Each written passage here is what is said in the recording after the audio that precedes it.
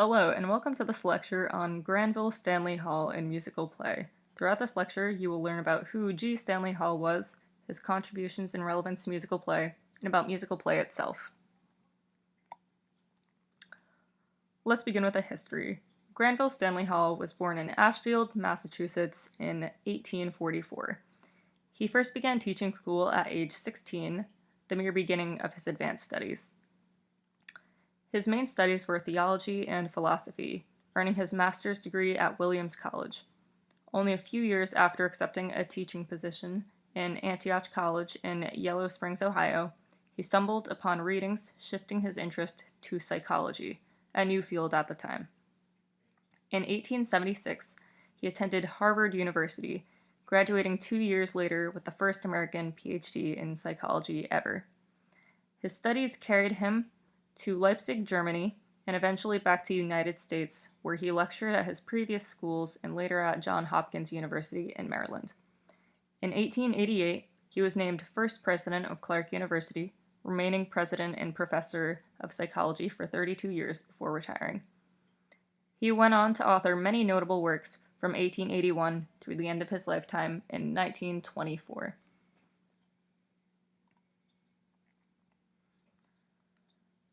Hall's contributions were plentiful. He was among the first psychologists to exist in America, a founding father of the subject. His research legitimized and introduced the idea of psychology as a science to the rest of the population.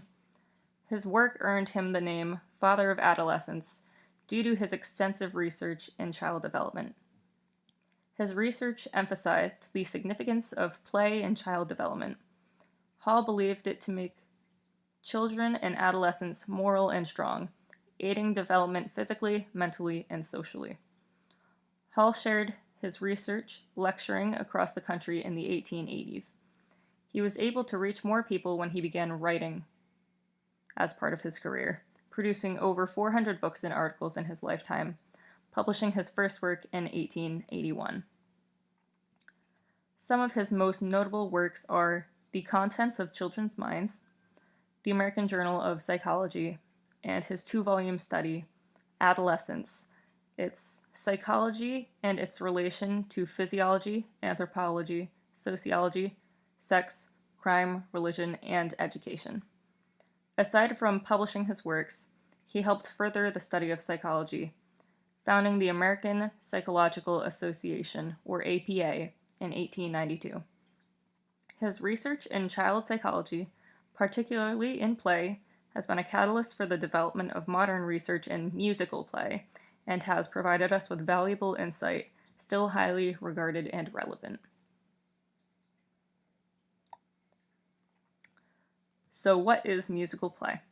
It is any activity that allows children to explore, improvise, and create with sound. This can occur anywhere, not just the school setting. This includes at-home, daycare, after-school clubs or programs such as the YMCA, etc. Musical play does not even require instruments. Average household items such as pots and pans, glasses of water, strings, sticks, you name it, can be used for musical play. Musical play can occur with no items at all, just using the body and voice. Any way that a child is able to explore with sound can be one of the 3 types of musical play: functional, constructive, or dramatic. Functional musical play is a very free-form, unguided play. The child uses the body, vocals, or is provided with the item, and is in some cases instructed in the general way to explore with it, or is let free to explore. Here are a couple clips from a video of a strong example of functional musical play.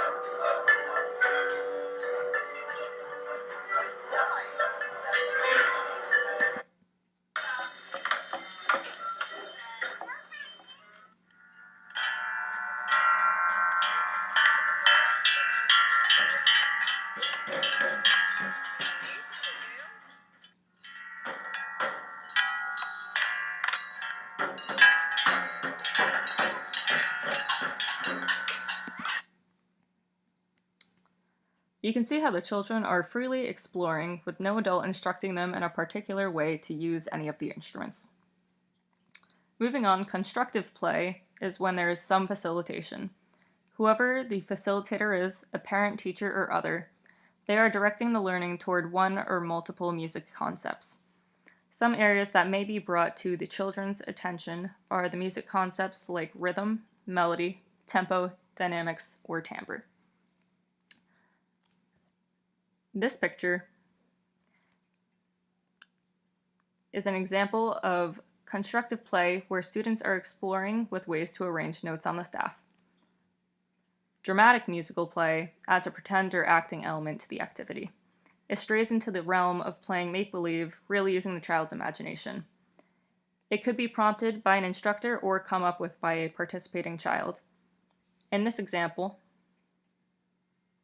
a child is pretending to be a conductor, and if there are other children present, they would be reacting to her character position in musical play. They could be band members or a variety of other characters in this example of dramatic musical play. Providing children with situations of musical play is providing them with the opportunity to make new discoveries and grow. So why is musical play important? This is exactly why musical play is important. It allows for growth and development all around. More and more research in music is proving it to have tons of positive effects on all parts of the brain. Musical play can enhance cognitive, social, and physical growth. Musical play has been proven to help children develop cognitively. The younger they start, the better. In a group setting, starting at very young ages, musical play can help reduce egocentrism as children improvise together. They can have musical conversations, taking turns hitting the beat on the same drum. In a classroom, you could have students with all different instruments take turns going around a circle, playing the sounds that they came up with for each other. There are tons of activities like this that lead to social situations, creating positive interactions. Physically, it enhances fine motor control and eye-hand coordination, as the children are hitting objects together to make sound, identifying keys on Orff instruments, and other musical explorations. To conclude this lecture, here's a list of some of the main general points made. Granville Stanley Hall's contributions to psychology and his insights on child play and development have had lasting influences in our society. His research can be applied to and seen in our present-day musical play. Through functional, constructive, and dramatic musical play, the cognition, socialization, and physical ability of children everywhere can grow. Thank you for watching this brief lecture, and I strongly encourage you to look further into the topic to help the youth in your life grow to their fullest potential.